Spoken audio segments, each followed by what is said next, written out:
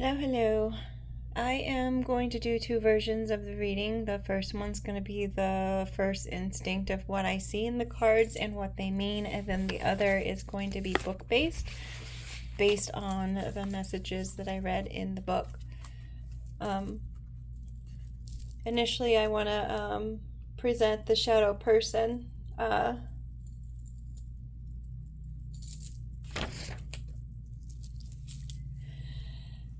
There's a person in your shadows, and this person's causing issues and problems for you.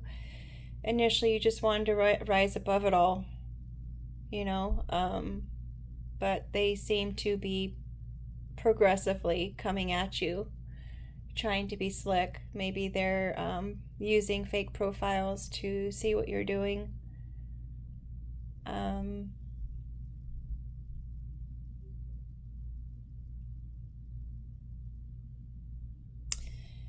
They're trying to kind of stay back in the shadows and just watching.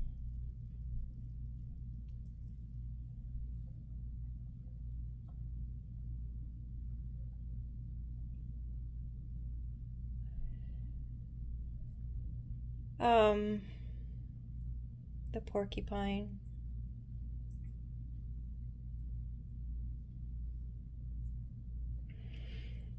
Definitely just minding your own business, not bothering anyone, not wanting to hurt anyone, and progressing through your emotions as they come.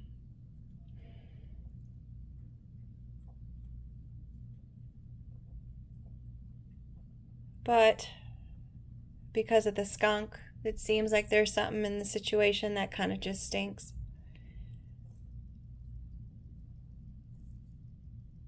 It's not up to par. There's some kind of illusion that is coming with it.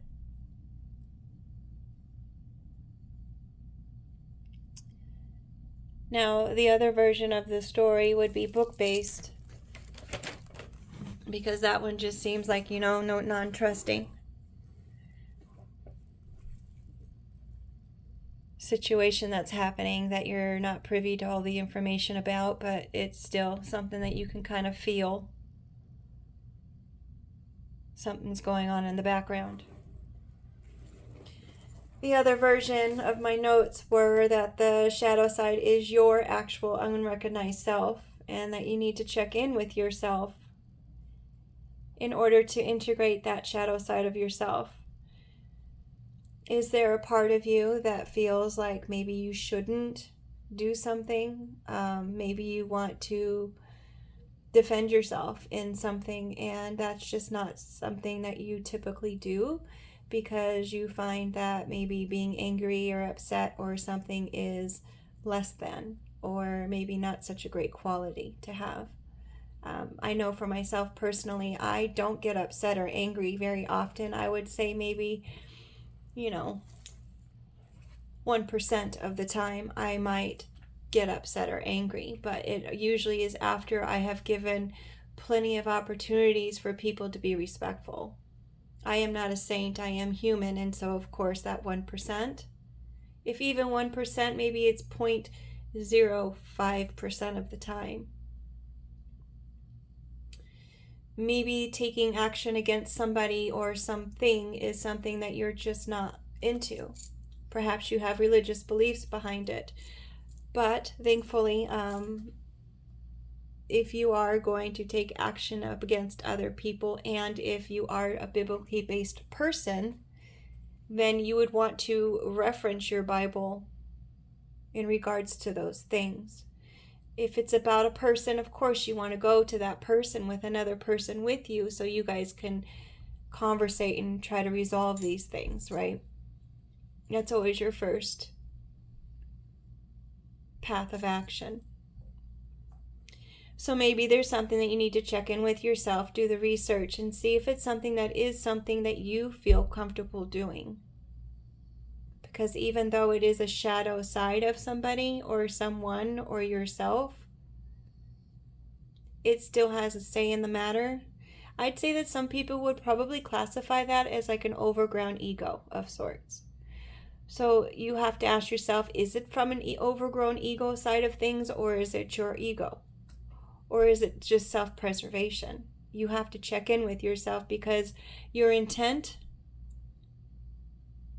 is what matters. Your intent. What it is that you want to resolve from the situation. Is it purely for self? Or is it more universal? Will it help other people as well? Consider. If it's purely for selfish motivation, I would reconsider. Then we go into the hawk. Needing to be flexible in the situation, or you being resistant. You need to be careful with being stubborn, even though it's not a detriment. In some cases, you need to question whether it's clouding your vision. Could you be self-sabotaging? Interesting that that would come out of a hawk, right? So you want to take that bird's eye view of the situation and see if it's something, once again, is it something that's just purely for self, or are you looking to help other people with it? And then with the fox, think on your feet. You have to be smart and consider what you're representing. How are you portraying yourself? Are you trying to be sly and slick? Or are you literally just surviving? You have to consider that. The bear represents taking action and showing up for yourself. Being fierce mama bear might be a mom influence in the situation. Maybe you need to get advice from another mother figure to see if you're on that right path. Consider. The porcupine. The porcupine goes between the spiritual and the physical. You'll want to connect with your roots.